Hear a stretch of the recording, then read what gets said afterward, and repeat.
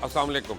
आप देख रहे हैं करा सच। मेरा नाम मुबशर लुकमान है और आपको एक बड़ी इंटरेस्टिंग बात बताऊं कि अगर आप घर बैठे बैठे बोर हो रहे हैं, इंतहाई बोर हो रहे हैं, तो आप ऐसा करें कि मार्केट जाएं, एक ट्रॉली लें, खूब सामान से भरें, हर तरह का सामान उसमें डाल दें और फिर जो कैश काउंटर उसे करीब छोड़ के आ जाइएगा। कोई बात नहीं, आपकी बोरियत दूर हो जाएगी और सब ठीक हो जाएगा। और अगर आपको कुछ समझ नहीं आ रहा तो यही एनालॉजी है जो आजकल नैब के हवाले से देखने में आ रही है कि वो ट्रॉली पकड़ के जाते हैं, सब कुछ डालना शुरू हो जाते हैं बीच में और एंड में को प्री अरेस्ट बेल हो जाती है, वो काउंटर पे ट्रॉली खाली करके आ जाते हैं। यानी मैं तो कानून समझता नहीं हूँ, ना कानून की पेचीदगियों को समझता हूँ। आई एम श्योर कोई लॉयर होगा, लीगल माइंड होगा, वो हमें ज़्यादा अच्छी तरह बताएगा कि कैसे ऐसे ऑफेंसेस जो नॉन बेलेबल हों उनमें प्री अरेस्ट बेल हो जाती है। बिल्कुल हो जाती है। अब लगता ही है कि यहाँ पे कानून जो है वो दो किस्म का है। एक तो वो है जो हम सब देख रहे हैं और एक वो है कि जिसमें कुछ अर्सा पहले, कुछ महीने पहले, याद करें आपने सुप्रीम कोर्ट में एक वर्डिक्ट सुना होगा कि एक शख्स को फ्री कर दिया गया तो पता चला कि वो 2 साल पहले उसकी डेथ हो चुकी थी जेल में ही, पता नहीं कितने सालों के बाद, मुझे एग्जैक्ट याद नहीं है तो इसलिए मैं कोर्ट नहीं कर रहा।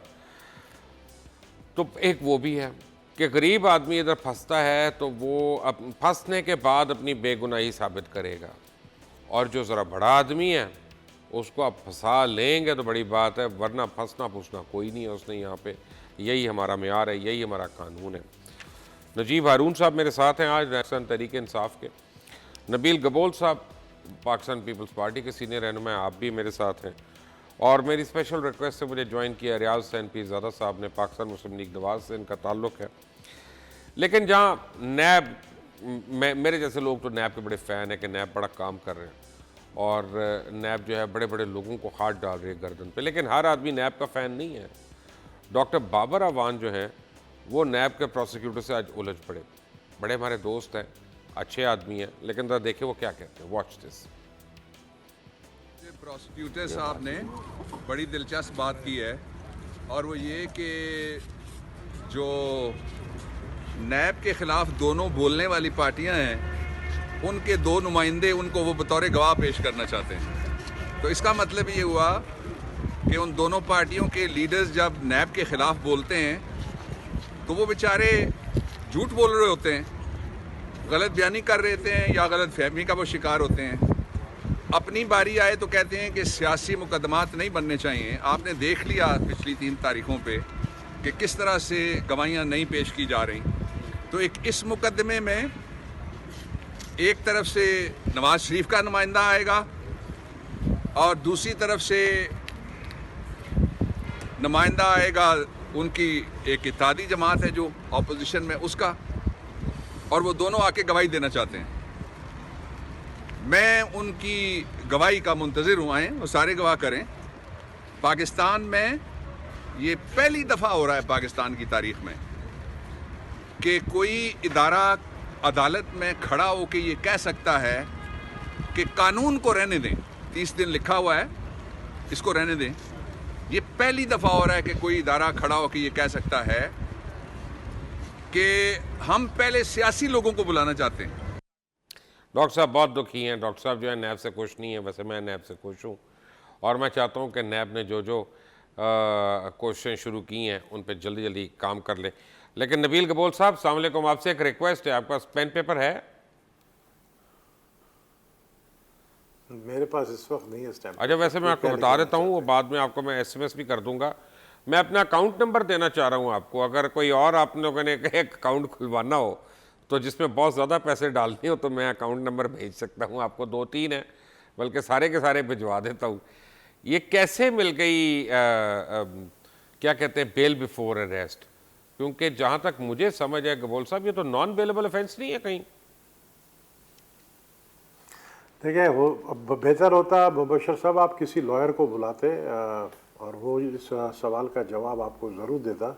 मुझे नहीं पता कि नॉन बेलेबल ऑफेंस है या नहीं है, लेकिन बात यह कि बेल किस बात पे मांगी गई है। बेल इस बात पे मांगी गई है कि हमें नैब की जो नैब गर्दी है उससे हमें बहुत ख़तरात लाके। उसकी रीज़न ये है कि पिछले 3 महीने में नैब ने 5 लोगों को उगल लिया, मतलब खा लिया है। अगर आप देख लें तो उनकी नैब की कस्टडी में किसी की मौत हुई है और नैब के वजह से किसी ने सुसाइड भी कर लिया है। हम समझते हैं कि अगर एक किसी आप अगर मुझे बताएं, आप मुझे कह रहे हैं कि आप पैसे डाल दें मेरे अकाउंट में, मैं तो उल्टा आपको कहूंगा कि आजकल मेरी हालत बहुत खराब है, जरा 1 करोड़ रुपए आप मेरे अकाउंट में डाल दें। छोड़े सर, आजकल सबको समझे पता है ना? मीडिया मैं की हालात इतना सबसे आपको खराब है। बताऊं कि आपने अगर कोई एक गुनाह कराची में किया है, एक अटेम्प्ट आपने किसी के ऊपर हैरेसमेंट का कराची में किया है, तो उसके लिए आपको पिंडी वाले क्यों बुला रहे हैं? ये पिंडी वाले भुट्टो के दुश्मन क्यों हैं? ये बात मुझे समझाने की आप कोशिश करें। ये पिंडी वाले क्यों लियाकत अली खान को जो है गोली मारते हैं, क्यों शहीद बेनजीर भुट्टो को गोली मारते हैं? गबोल क्यों साहब, ये आपको जुल्फ़िकार पता है अली आप भुट्टो डेंजरस को बात फांसी कर पे रही हैं। लटकाते हैं? ऐसी क्या आपको दुश्मनी आपको है? पता है ना कि अब आप ये डेंजरस बात समझ कर नहीं रहे हैं। ये फेडरेशन के मुनाफी है जो आप बात कर रहे हैं, अनफेयर है। और सबसे मैं- बड़ी नहीं, बात है, मैं- नहीं मैं एक आपको मिनट, अब मिसाल आप मेरी दे रहा बात हूं सुन ना, लें। मैं- अच्छा, उस पे आगे पिंडी आ रहा में हूं। और आप लाहौर फेडरेशन में की बात ही करें। भुट्टो साहब को मैं सबसे ज्यादा जब ये वोट्स कह रहा हूं मिले कि हैं। फेडरेशन के मुनाफी ये बात नहीं। करते कि कराची में केस क्यों चल रहा है, इसकी ये फेडरेशन की मुनाफी नहीं है। नहीं कि गबोल साहब, इनको बात कराची यह है का कि जरा एतबार आज ही नहीं है हिसाब कि कर कराची लेते का हैं। आज मसला हिसाब ये कर कराची का, लेते हैं FIR कि कराची पंजाब का, से offense सीटें कराची कितनी में मिली हुआ भुट्टो है, साहब को और करप्शन सिंध से कराची कितनी में मिली हुआ थी। है, तो केस आप पिंडी में क्यों आप चला ऐसा करते हैं ना, आप इस निकाल चीज का लेते मुझे हैं आप कि समझा लें। पंजाब अगर और आपके सिंध पास का कोई ऐसी मुवाजना करते दलील हैं हो, आप मुझे सीट्स का। समझा ले, मैं सेटिस्फाई हो जाऊंगा, या आप मुझे सेटिस्फाई करें या मैं आपको सेटिस्फाई करूं। मेरा मतलब है कि गोलियों के ऊपर हमने जाना है, चाहे वो सलमान तसीर हो, उनको भी तो लगी थी ना गोली वहीं पे। ऐसी बात नहीं है, और भी बड़े लोग हैं, और भी बड़े लोग हैं। लेकिन गबोल साहब, आप एक बात जरूर याद रखिएगा कि भुट्टो साहब को मैक्सिमम सीटें पंजाब से मिली थी, सिंध से नहीं मिली थी। सिंध में कोएलिशन हुकूमत बनाई थी मैं उन्होंने, ये पंजाब भी के खिलाफ हुकूमत। बात ही नहीं कर रहा हूं मुबशर साहब जी, मैं बिल्कुल, आप देखे ना, बहुत सारे लोग उसको दूसरे एंगल पे ले रहे हैं। जब पिंडी की बात आती है तो क्यों पिंडी के हवाले से ये बात आ जाती है कि जी ये GHQ की बात कर रहे हैं। मैं GHQ की बात नहीं कर रहा हूं। पिंडी में आप भी शायद रहते होंगे, आपके बैरिया में वहां पे शायद घर होगा। मेरा नहीं है, मैं पिंडी में लाहौर जो है में हमारे हूं, दूसरे गबोल भाई साहब। पीरज़ादा साहब अल्लाह का शायद बड़ा वो भी करम है, रहते मैं होंगे। लाहौर पिंडी में हूं, सारे मुझे अपना शेख शहर रशीद पसंद है। जैसा भी बंदा रहता है जो प्रीमेच्योर है। तो मैं समझता हूं पीरज़ादा कि साहब भी देखिए, पिंडी में तो बात नहीं हम रहते। उसकी नहीं कर रहे। बात यह है कि कराची में से क्यों खौफजदा है, कराची से क्यों कहते हैं कि कराची से केस को शिफ्ट कराओ, पिंडी में इनको रगड़ा दो और पिंडी में फिर लाकर इनको गिरफ्तार करो। इसीलिए बेल लिया गया है, क्योंकि कल खतरा यह था कि आसिफ अली जरदारी को वहां पर गिरफ्तार किया जाएगा। इसलिए बेल लिया गया कि आसिफ अली जरदारी साहब, ये जो मनी लॉन्ड्रिंग का केस उनके ऊपर बना हुआ है, वो प्रूफ करना चाहते हैं कि उसमें जरदारी साहब का कोई हाथ नहीं है, वो प्रूफ करना चाहते हैं। और अगर वो प्रूफ नहीं कर पाते, अगर एविडेंस इनके पास मौजूद है, फिर आप कराची से भी गिरफ्तार कर जी, सकते हैं। नजीब साहब, आप कराची से क्यों डरते हैं? ये क्या स्पीकर आप सिंध डरते हैं असेंबली कराची को- से नजीबुल्लाह साहब? आप स्पीकर सिंध असेंबली को इस्लामाबाद से क्यों गिरफ्तार करते हैं? पता आप नहीं वेट क्यों इस्लामाबाद करते अभी कि वो तक कराची तो, पहुंचे? जहां तक गबोल साहब मैंने लास्ट आया था ना इस शो में थोड़ी देर पहले तक, तब तक तो मुझे याद है इस्लामाबाद पाकिस्तान का हिस्सा था और पाकिस्तान का ही दारुल खिलाफा था। कोई बर्मा नहीं है, वो अपना बर्मा नहीं है जिसमें हम कहें कि जनाब वो वहां से क्यों पकड़ा। नहीं, भले नहीं है। भले की लेकिन बात नहीं, एक कानून सिंध का एक है, स्पीकर- पूरे मुल्क का कानून एक है। सिंध का गबोल स्पीकर साहब, कराची आना चाह रहा है नहीं फ्लाइट में, मेरी एक कार उसको सुन 2 ले। घंटे पहले गिरफ्तार वो क्यों किया स्पीकर जाता है? अगर ओन नहीं करता इस्लामाबाद को और पाकिस्तान को, तो हमें कोई दिलचस्पी नहीं उससे, फिर कोई दिलचस्पी नहीं ऐसे आदमी से। पाकिस्तान का कानून एक ही होगा। मेरा दलील कुछ और है। अच्छा। आप मेरी दलील को समझे कि भाई क्यों सिंध से क्यों नफरत है, क्यों कराची से नफरत क्यों है? नजीबुल्लाह क्यों साहब, कहते हैं आप कि तो नहीं, कराची के हैं, वहाँ आप के सिंध लोग के जो है हैं। अपने आप को प्रोटेक्ट करते हैं, क्योंकि सिंध की गवर्नमेंट पीपल्स पार्टी की है। नबील आप साहब मुझे मौका बताएं, दें तो मैं स्पीकर बात को शुरू गिरफ्तार करूं। करने का फायदा क्या हुआ? ओके। सारा दिन तो वो असेंबली में बैठा होता है, हाउस चला रहा होता है। ओके। आप क्या इंट्रोगेट करेंगे उनको? नजीब साहब, तो आपको देखिए, नकल के लिए अकल की जरूरत है। अगर किसी को मैसेज पहुंचाना था, आपने स्पीकर से असेंबली को गिरफ्तार किया। कहीं पे निगाहें, कहीं पे इशारा। और अच्छा। 4 दफा 4 टाइम्स पीपल्स पार्टी का प्राइम मिनिस्टर रहा है। 2 दफा बेनजीर भुट्टो, बड़े भुट्टो साहब, और बाद के अंदर ये जो मौजूदा गिलानी साहब और दूसरे अशरफ राजा परवेज अशरफ, और पंजाब से ही वोट मिला है सारा। वरना जाहिर बात है कि सिंध की एक छोटी प्रोविंस है और खाली सिंध के वोट से तो वजीर आज़म बनना मुमकिन नहीं था। तो मैं समझता हूं कि पाकिस्तान को उस वक्त भी एक एंटिटी थी और पंजाब में बड़ी पजीराई हुई। ज़रूर है कि अच्छा होता कि सिंध के इदारे भी इंटैक्ट होते, लेकिन यहाँ पर इन्फ्लुएंस इतनी हाई हैंडेडनेस रही है पिछले 10 साल के अंदर कि जिसकी वजह से एक समझें कि हर चीज़ को पामाल कर दिया गया है। अब अगर ये वहाँ से हो या यहाँ से हो, इदारे इन्होंने पिछले 30 साल के अंदर नैब जो है वो एक कमज़ोर इदारे के, उसके लैक ऑफ ट्रेनिंग, फोरेंसिक्स की फैसिलिटीज़ नहीं है, इनकॉम्पिटेंस है, जिसकी वजह से ये इस वक्त तो सियासतदान फोकस के अंदर हैं, लेकिन पाकिस्तान के सारे क्रिमिनल्स बच के निकल जाते हैं। और वो बचते इस तरह से हैं कि इल गॉटन वेल्थ से, इल गॉटन दौलत से वो महंगा तरीन वकील करते हैं, गवाह को खरीदते हैं, और प्रोसिक्यूशन चूँकि कमज़ोर होता है और वो इतना कॉम्पिटेंट नहीं होता, वही लोग प्रोसिक्यूटर्स बन रहे होते हैं जो अदरवाइज शायद उनकी प्रैक्टिस भी इतनी नहीं चल रही होती, तो they people get away with murder. और नतीजा क्या है कि पाकिस्तान की जो तारीख है कि यहाँ पर चोरी हुई है, डाके पड़े हैं, और हम आज तक मुजरिम के निशान और उसके हाथों को तलाश कर रहे हैं और मुजरिमों का पीछा कर रहे हैं। तो मैं समझता हूँ कि ये नैब के इदारे को काश कि ये हुकूमतें जो माजी में रही, पीरज़ादा साहब आपने भी सुनी, पीपल्स पार्टी की भी रही, ये मजबूत करती, अच्छे इदारे होते, और मतलब नजीब भाई एक मिनट, अब जरा पीरज़ादा साहब को भी इन कर ले। और मैं समझता हूँ रियाज पीरज़ादा साहब, आपने दोनों साथियों की गुफ्तगू सुनी, लेकिन आज जरूरत इस बात की है कि हम अपने मुजरिमों को तलाश जरूर करें। ओके, वो जहां भी पकड़े जाएं, राइट। वो किसी सियासी पार्टी मैं की अपना सफों में हो नजीब सकते साहब हैं, एक मिनट, वो दीगर जगह हो सकते हैं। पीरज़ादा साहब आपने दोनों साथियों की मेरी सिर्फ गुफ्तगू राय सुनी ये है, कि वो क्या कहेंगे आप? सिंध के अंदर, सिंध के नजीब साहब एक मिनट प्लीज, लेकिन अगर पंजाब में भी हैंडल हो तो बहुत नजीब साहब बोल रहे हैं तो नजीब साहब प्लीज जरा पीरज़ादा साहब से बात करें थे। जी पीरज़ादा साहब। जी, मैंने पहले भी वो शुक्रिया है। लुकमान साहब, आपने मुझे दावत दी। तो मैं तो नॉर्मली टीवी पे नहीं आता, क्योंकि बेसिकली मैं उन लोगों में से हूँ जो बहस करने में, क्योंकि आर्गुमेंट्स जो है ये दोनों तरफ होते हैं। कुछ लोग वो हैं जो खुदा को मानते हैं और कुछ कहते हैं कि खुदा नहीं है, नेचर चल अल्लाह रहम रही है। करे। तो आर्गुमेंट्स तो प्रोज और कॉन्स में और हर तरफ चली जाती हैं, और फिर उससे जबान की जो ये बहस है इसमें तलखियां भी आ जाती हैं। इसलिए मैं टेलीविजन को अवॉइड करता हूँ, क्योंकि तो अभी तो आपकी मेहरबानी, आप आए हैं तो बात गलत निकल हम आगे भी तो चले ना, मुंह से गलत हमारे बात ना करें। हमारे जैसे देहाती आदमी जो है, और सर छोड़े ना वो पीरज़ादा साहब, आप आगे भी तो इज्जत का चले ना। ख्याल करते हैं, वो इतने बड़े बहस में क्यों पड़े। बहरहाल जो गबोल साहब बात कर रहे थे उससे मैं इत्तेफाक करता हूँ कि हम छोटे इलाकों के लोग हैं और हमारे तहफ़्फ़ुज़ात हैं अपने आपके बड़े, ये जो पंजाब को अगर कह लें आप पंजाबी, तो ज्यादातर लीडरशिप क्योंकि यहाँ से रही है और बड़े फैसले जो हुए हैं वो उन जजेस ने किए हैं जो पंजाब से बिलोंग करते थे। तो इसलिए ये छोटे सूबों को और छोटे इलाकों को, हमारे जैसे लोगों को जो भावलपुर के देहातों में रहने वाले, हम तकरीबन सब लोग ही, जहाँ इक़्तिदार होगा ज़ाहिर है वहाँ गिला होगा, और जहाँ पे सुनवाई नहीं होगी तो फिर इस किस्म के जो खदशात होते हैं उनको आपको अपनाना पड़ेगा, और वो गलत नहीं होते। तो बहरहाल जो नबील साहब कह रहे थे, तो ये तो एक आम आदमी भी जब सोचता है तो वो यही सोचता है कि जी ये क्यों ज्यादती हो रही है। कि अब यही पनामा का मसला था, तो आप देखें कि पनामा बड़ा शोर मचा, 15,000 आदमी इसमें था। तो मैंने मियां नवाज शरीफ साहब से कहा कि ये सिर्फ पनामा 10 दिनों के बाद नजर भी नहीं आएगा। वो देहाती एक मेले पे गया था तो उसकी किसी ने पगड़ी उतार ली, तो वो जब वापस आया उसने कहा मुझे अब पता चला है कि ये मेला मेरी पगड़ी उतारने के लिए लगाया गया है।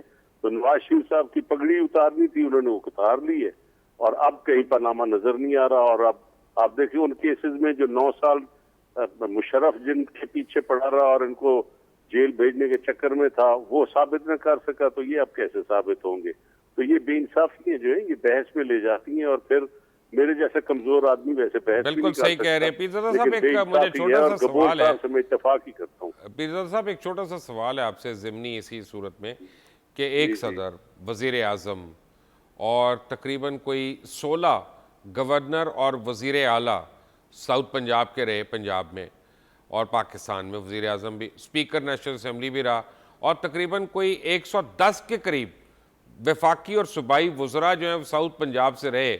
तो अगर महरूमियों का शिकार हैं आप लोग, तो माज़रत के साथ आप अपनों का शिकार हैं, मेरा शिकार नहीं आप। नहीं, मैं जी आज तक पता बता दें आप कि हमारे सराइकी इलाके की जो लीडरशिप थी तकरीबन फॉरेन क्वालिफाइड थी। मैं आज तक नहीं समझ सका कि मियां मुमताज सुल्ताना जैसे लोगों को एब्डो क्यों किया गया। वो लोग अपने जायदादें बेचते थे, करप्शन में इन्वॉल्व नहीं थे, वो लोग फॉरेन किया। क्वालिफाइड थे। देखिए एब्डो को तो कोई आदमी डिफेंड नहीं करेगा ना पीरजादा साहब, लेकिन एक मिनट पीरजादा साहब, आप पीरजादा साहब मदद के साथ एब्डो जो था मौलाना मौदूदी के ऊपर भी हुआ था, वो तो साउथ पंजाब से नहीं थे और चोर और वो तो अपना कोई जमींदार नहीं थे। नेशनल असेंबली में आया हूं नहीं एक मिनट अब चोर की पीरजादा आवाज नहीं साहब, सुननी है तो ये असेंबली तो ना हुई ना। नहीं एक सेकंड पीरजादा साहब, एब्डो तो मौलाना मौदूदी पे भी हुआ था। मैं तो कह रहा हूं एब्डो था ही गलत, कौन उसकी सपोर्ट में बात कर रहा है? वो तो एट लार्ज गलत था। लेकिन मैं ये आपसे सवाल पूछा कि अगर एहसास महरूमी है माजरत के साथ साउथ पंजाब में, तो 110 के करीब जो वुज़रा बने साउथ पंजाब के, क्या उनको जवाबदेह नहीं होना चाहिए अपने इलाकों को? नहीं, वो तो देखिए जवाबदेह तो जो भी हुकूमत होती है वो तो उसका जो हिस्सा होते हैं। ठीक है सर, ऐसा करें, ऐसे मुझे वज़ीर आला बना दें, ऐसी हुकूमत मैं खुद कर लूंगा।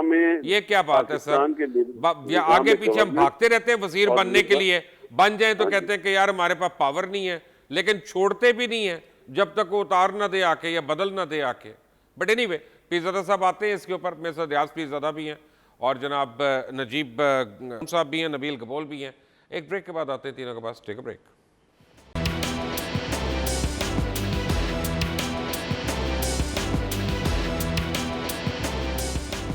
Welcome back from the break. और नजीब हारून साहब, प्रॉब्लम यह है कि लियारी में ना बिलावल भुट्टो पे हमला हुआ था, बेनज़ीर भुट्टो साहिबा पे खुद बॉम्ब ब्लास्ट हुआ था कराची में शाहरा फैसल से जब वो आ रही थी।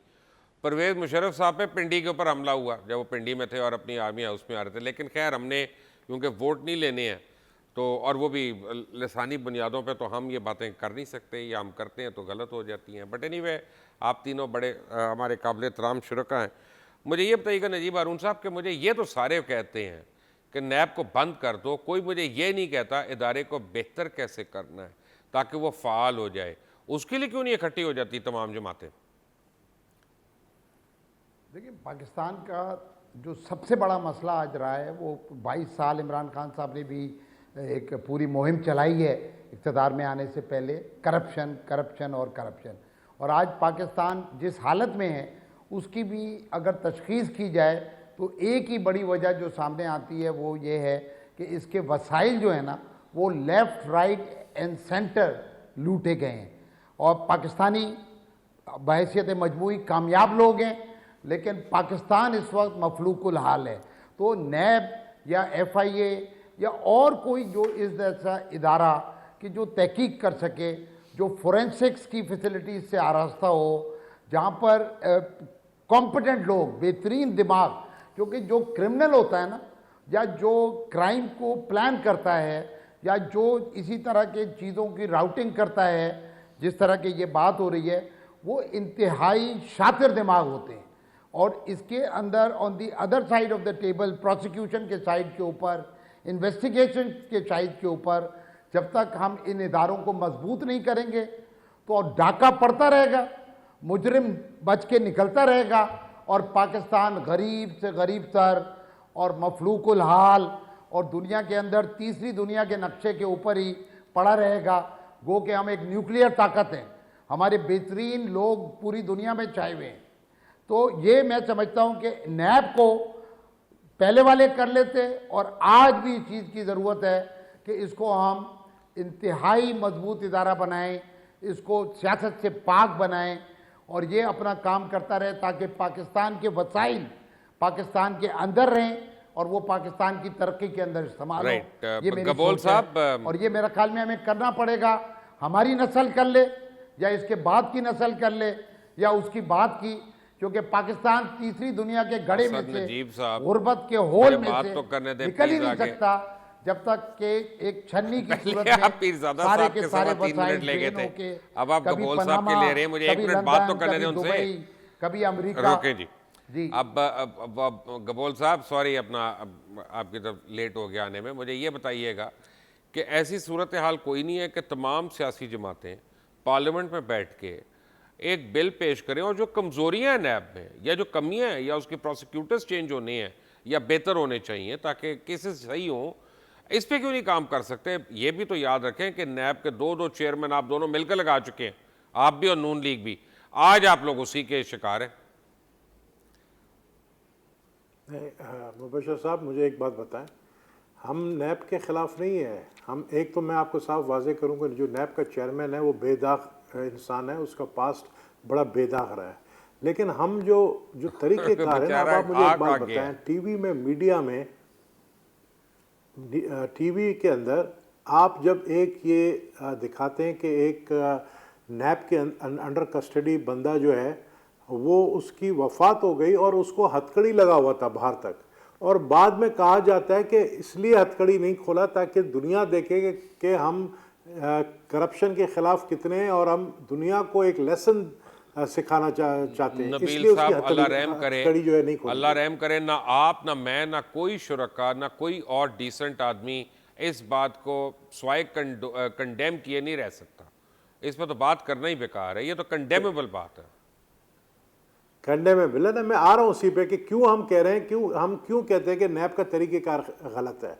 दूसरी बात, 80 साल के प्रोफेसर यूनिवर्सिटी के, उनको हथकड़ियाँ लगाकर वो चल भी नहीं सकते हैं, बुढ़ापे की इस हालत में हथकड़ियाँ लगाकर उनको बाहर लेकर जाया जा रहा है, वैन में बिठाया जा रहा है।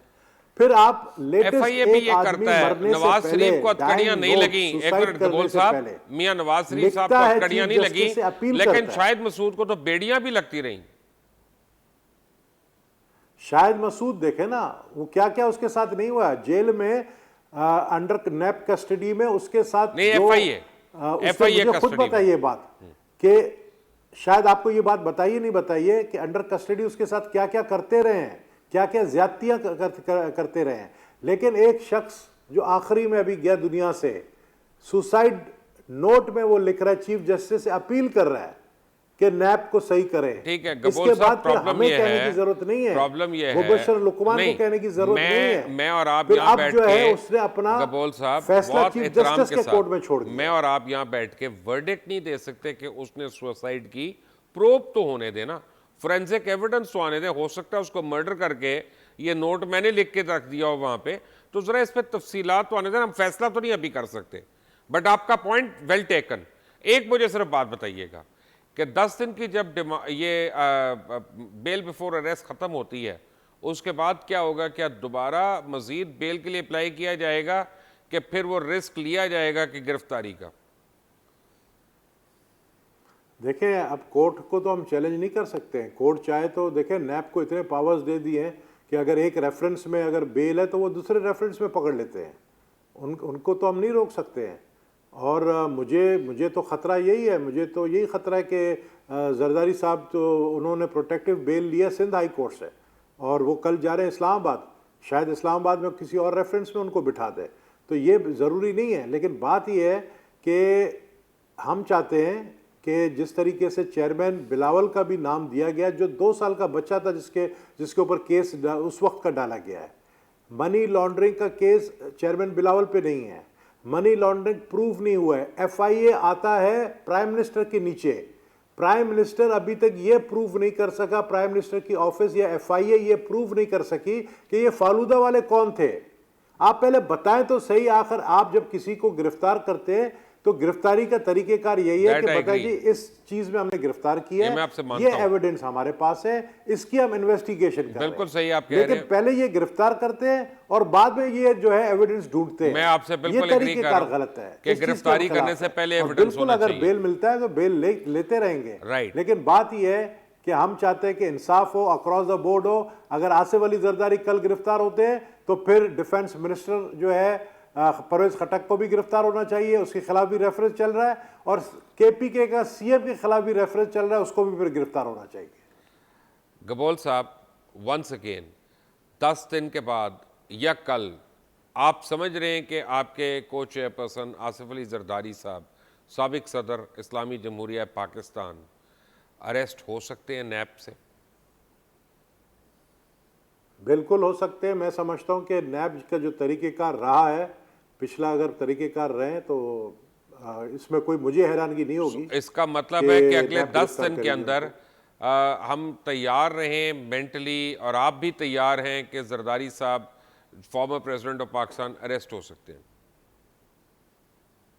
मैंने आपको कहा कि नैब से तो आप कुछ भी तवक्को कर सकते हैं। जो जो तरीकेकार उन्होंने अपनाया हुआ है, नहीं, उनको नहीं, तो खुली छूट गबोल दी साहब, गई है ना। वो उनकी बुराइयां तो अपनी जगह होगी ना, उनकी बुराइयां अपनी जगह होगी, वो तो मैं और आप बैठ के मिड ब्रेक में भी बुराई कर लेंगे फ़ोन करके।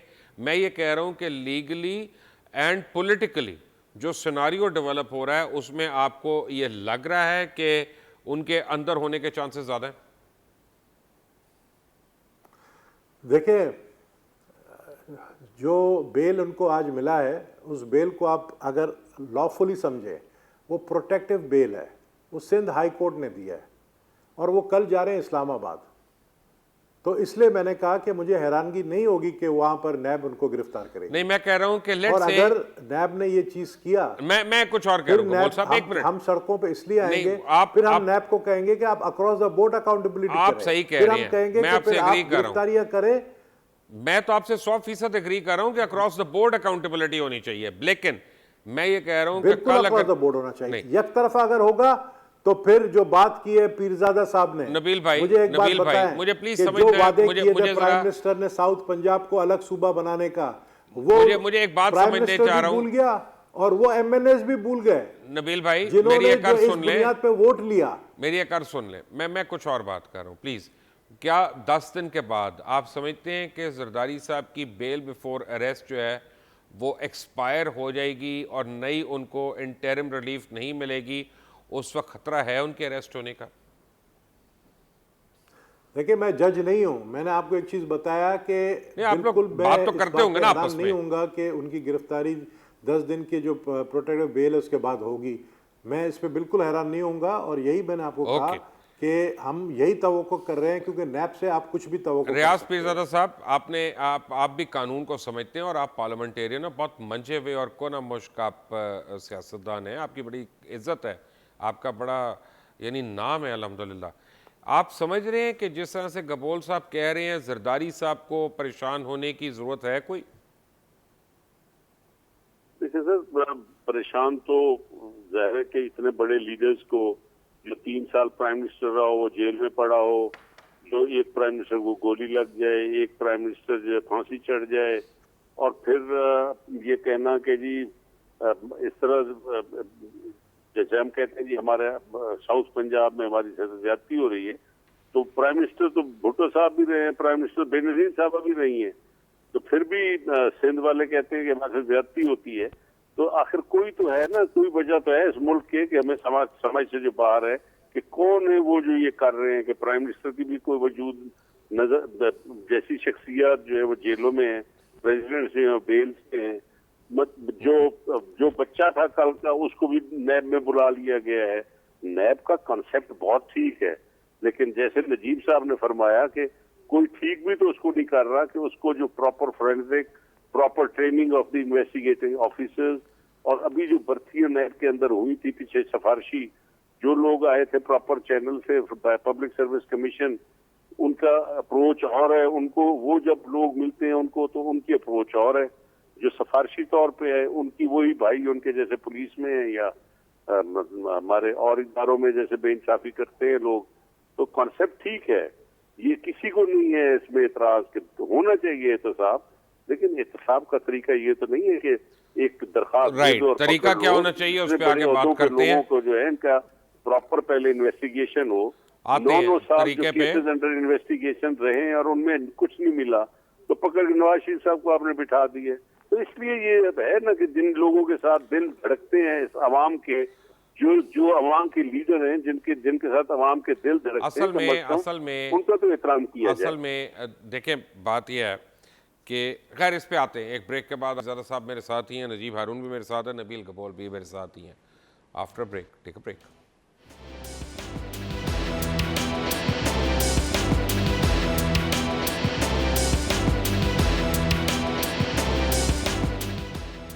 कि अलीम खान साहब को गिरफ्तार किया गया था गैर कानूनी असासे बनाने पे, या कहा गया था कि आमदनी से ज़्यादा उनके यानी ज़राए से ज़्यादा आमदनी है।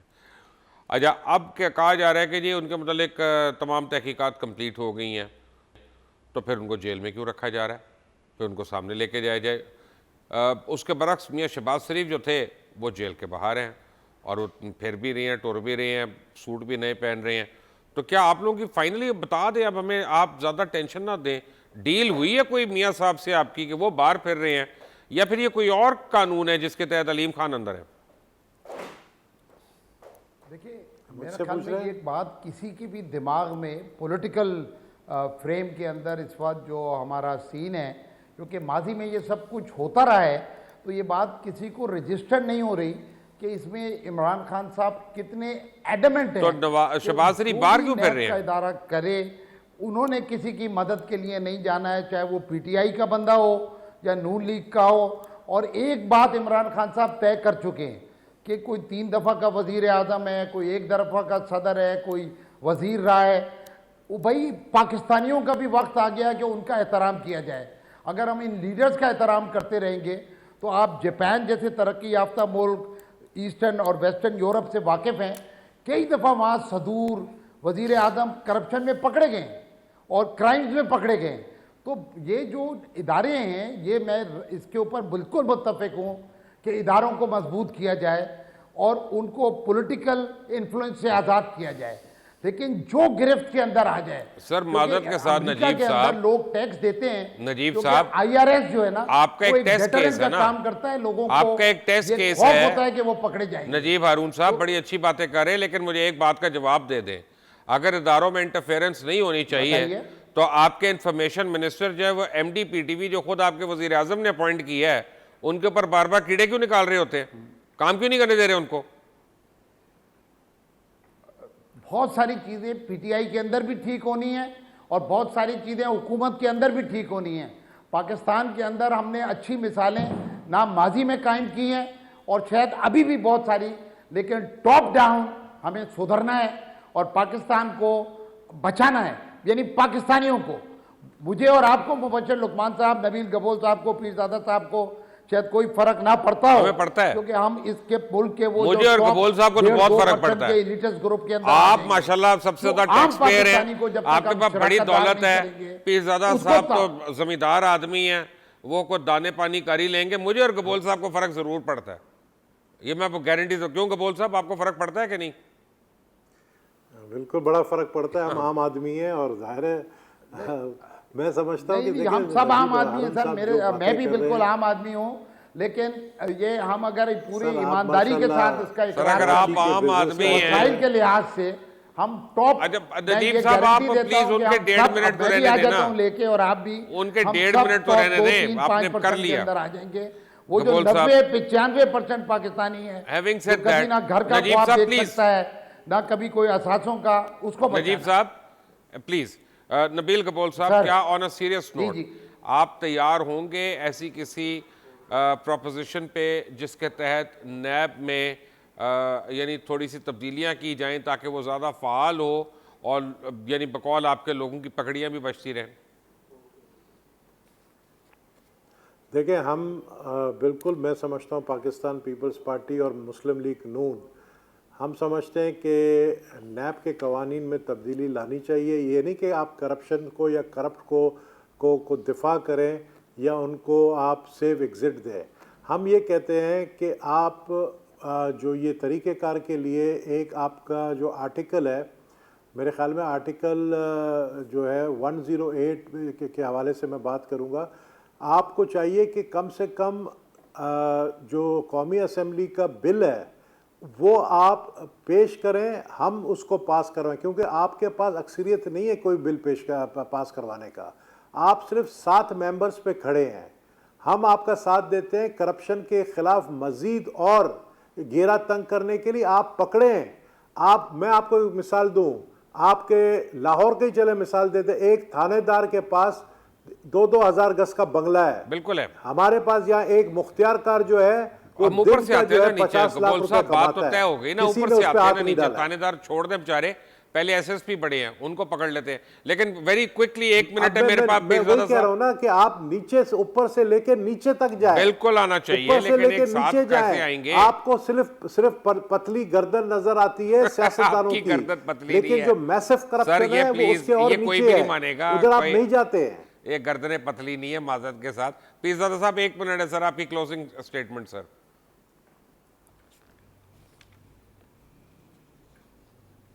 पीरजादा साहब की लाइन ड्रॉप हो गई है। जी सॉरी पीरजादा साहब, आप 1 मिनट है, अगर आप कोई क्लोजिंग स्टेटमेंट दे सकते हैं तो। जी बिल्कुल, ये तो बहस जो आपने छेड़ी, मैंने तो पहले कहा कि ये काबिल अच्छी बहस है ये, लेकिन सबसे पहले नैब के जो ऑफिसर्स है उनको आप, इन्वेस्टिगेटिंग ऑफिसर्स को प्रॉपर ट्रेनिंग दे ऐसे व्हाइट कॉलर क्राइम्स के लिए। और ये सिर्फ प्राइम मिनिस्टर, प्रेसिडेंट्स और अवामी नुमाइंदों को अगर इदारे टारगेट करते हैं तो फिर वो ये भी सोच ले कि अगर ये सियासतदान एक तरफ किसी ने अल्लाह ने इनको अक्ल दी और फिर कोई मिसाल की जमहूरियत हो गया, जी बिल्कुल, तो फिर ये इदारे जो है ये खड़े नहीं हो सकेंगे। तो अवाम की मर्जी के साथ ये लीडर्स आते, और ये लोग तो इम्तिहान दे के आते ना, या तो पार्लियामेंट में आप एग्जाम ले लें तो फिर ले, और अगर अवाम ने हमें चुनना है तो हम गंदे अच्छे बुरे हम चौकों में अपना एहतसाब करा के आते। ठीक है, तो रियाज पीरजादा इस तरह साहब हमें आपका बहुत बहुत शुक्रिया। जेलों में धकेला जाए, पकड़ा जाए, और इस तरह से रियाज हुसैन पीरजादा साहब, thank you very much for joining us sir. Nabeel COBOL साहब, आपकी बहुत बहुत मेहरबानी, आपने हमें ज्वाइन किया। नजीब हारून साहब, आपका शुक्रिया। मैं एक छोटी सी बात करूंगा चलते चलते, मुझे जमहूरियत बड़ी अच्छी चीज़ है, बड़ी खूबसूरत चीज़ है, लेकिन मुझे जमहूरियत की कुछ चीज़ें समझ नहीं आती हैं कि अगर आपने सरकारी कोई पीएन, कोई यानी नायब कासिद को हायर करना है, लोएस्ट यानी पेड जॉब जो है, तो उसकी कम से कम क्वालिफिकेशन जो है वो इंटरमीडिएट होगी या इसी तरह से। लेकिन अगर आपने वज़ीर तालीम बनाना है तो वो बगैर किसी क्वालिफिकेशन के है, वो बेशक मैट्रिक फेल हो 8 दफ़ा, भले उसने 3 जमातें ना पढ़ी हो, वो बन सकता है। यही हुस्न है जमहूरियत का, अभी तक तो यही समझ आ रहा है। अंटिल नेक्स्ट टाइम, अल्लाह हाफिज़।